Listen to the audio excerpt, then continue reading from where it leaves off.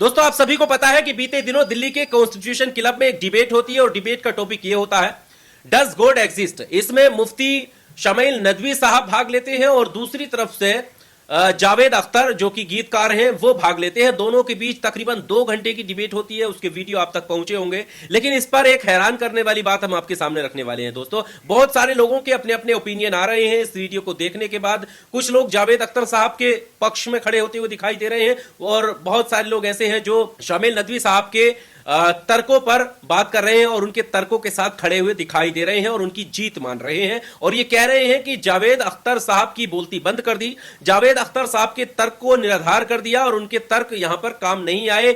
मुफ्ती साहब ने बाखूबी जवाब दिया है। बहरहाल, लेकिन एक तीसरा पॉइंट भी इसमें है और वो हैरान करने वाला है। दोस्तों, बहुत सारे लोग जो जावेद अख्तर साहब के पक्ष में हैं वो ऐसे हैं जो वो भी किसी देवी देवता या फिर अपने अपने हिसाब से ईश्वर को मानते हैं, यानी गॉड में विश्वास रखते हैं। और जो सबसे बड़ी कम अकली वाली बात यह है दोस्तों कि इसमें ऐसे लोग भी कूदकर अपना बयान दे रहे हैं जिनको अभी तक टॉपिक ही क्लियर नहीं हुआ है, यानी वो सोच रहे हैं शायद ये धार्मिक बहस है, जबकि ये धार्मिक कोई बहस नहीं है। ये इस्लाम धर्म की या मजहब की बहस नहीं है, किसी धर्म को लेकर बहस नहीं थी। ये बहस सिर्फ गॉड को लेकर थी कि गॉड एग्जिस्ट करता है, कि गॉड एग्जिस्ट करता है या नहीं करता है, फिर चाहे आप उसको किसी भी रूप में मानते हो। यानी टॉपिक से भी यह साफ हो जाता है कि मुफ्ती शमील नदवी साहब इस्लाम धर्म की वकालत करने के लिए वहां पर नहीं गए थे, सिर्फ मुसलमानों की वकालत करने के लिए वहां पर नहीं गए थे, बल्कि वो गॉड एग्जिस्ट करता है इसकी वकालत करने के लिए गए थे। और जावेद अख्तर का मानना है कि गॉड एग्जिस्ट नहीं करता है, वो उसकी वकालत कर रहे थे।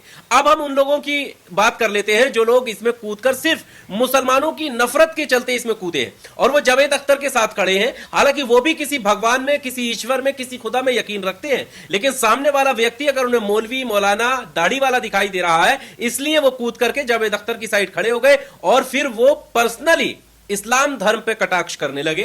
खतना, बुर्का, हिजाब, महिला सुरक्षा, इन तमाम बातों को लेकर इस्लाम को घेरने की कोशिश करने लगे। उन्हें यह पता नहीं है कि जिस चीज की वकालत मुफ्ती शमील नदवी कर रहे हैं उसमें वो भी विश्वास रखते हैं, यानी खुदा में तो वो भी विश्वास रखते हैं। और यही सवाल जब हमने पूछा मुफ्ती शमील नदवी साहब से, जब हमने ये सवाल पूछा तो उन्होंने इसका क्या जवाब दिया था, इससे भी स्पष्ट होता है कि वो सिर्फ इस्लाम धर्म की वकालत नहीं कर रहे थे। ये वीडियो आप सुनिएगा।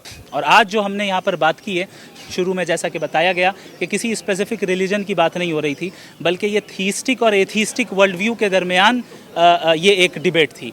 तो मैं दर हकीकत उन तमाम रिलीजन को रिप्रेजेंट कर रहा था जो किसी न किसी एतबार से एग्जिस्टेंस ऑफ गॉड को मानती है, अगरचे उनके साथ बाज़ दीगर चीज़ों में इख्तिलाफ, लेकिन गॉड के एग्जिस्टेंस को ये तमाम रिलीजन्स मानते हैं। तो मैं इंटायर एथीस्टिक वर्ल्ड व्यू को रिप्रेजेंट कर रहा था, जो कि गॉड को मानना एक ट्रुथ है और मैं समझता हूँ कि ट्रुथ बिल्कुल वाजे हो चुका है। तो आपने वीडियो सुना, उन्होंने साफ साफ कहा कि यानी मैं उन सभी लोगों का नुमाइंदा था जो लोग खुदा में किसी ना किसी तरीके से विश्वास रखते हैं, सिर्फ अल्लाह में विश्वास रखते हैं, ये उनकी नुमाइंदगी नहीं कर रहे थे। बात गॉड की एग्जिस्टेंस पर थी, बात किसी इस्लाम धर्म पर नहीं थी। लेकिन क्या ही कर सकते हैं, देश में इतनी नफरत मुसलमानों से हो गई है कि फिर सामने वाला भले ही उनका विरोधी क्यों ना हो, यानी वो किसी भी अल्लाह, ईश्वर, भगवान को ना मानने वाला ही क्यों ना हो, लेकिन अगर उसकी डिबेट किसी मुसलमान से हो रही है, मुसलमान जैसा दिखने वाले व्यक्ति से हो रही है, तो फिर वो दूसरे पक्ष में ही खड़े हुए नजर आते हैं और ऐसे लोग कूद करके बयान दे रहे हैं। आप सोचिएगा, मतलब डिबेट के टॉपिक का उन्हें नहीं पता,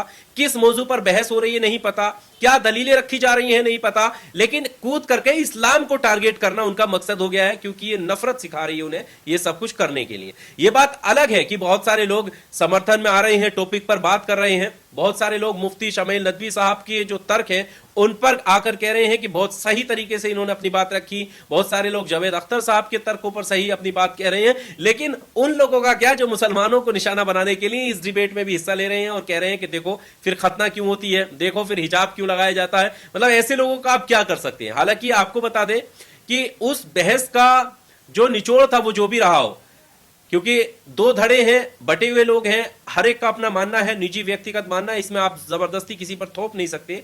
वो दलीलें थी जो अपनी अपनी थी, लेकिन एक बात तो जरूर है कि 2 घंटे की बहस जो भी हुई है वो तार्किक रही, वो एकेडमिकल रही, वो बिना किसी का अपमान करे रही। इस देश में सबसे जरूरी तो ये बात है कि अगर आप धार्मिक बात करते हैं तो मानो कुछ लोगों के लिए तो धार्मिक बात ऐसे हो गई है कि जब तक आप किसी दूसरे धर्म की बुराई नहीं करेंगे तब तक आपका खुदा मानेगा नहीं, या आप जो है महान नहीं बन सकते। यानी अगर आप अपना धार्मिक आयोजन कर रहे हैं तो उस अपने धार्मिक आयोजन में दूसरे धर्म को बुरा भला कहना अनिवार्य सा हो गया है आज के इस वक्त में। और ये मैं नहीं, आप देखेंगे सोशल मीडिया पर वीडियो आपके सामने भी आती होंगी, मैं किसी का नाम यहां पर नहीं ले रहा हूं, आप बाकी समझदार हैं, कि ये पहली डिबेट मुझे ऐसी लगी जहां पर बिना किसी धर्म का अपमान किए हुए बातें की जा रही थी, अपने अपने तर्क रखे जा रहे थे। वरना इस देश में पिछले कुछ सालों से ऐसा मानो एक कंपलसरी हो गया है कि अगर आप धार्मिक आयोजन भी देखेंगे तो उसमें दूसरे धर्म को उल्टा सीधा बोलना और गाली गलौज करने जैसा रिवाज सा हो गया है और बहुत आम बात सी लगने लगी है।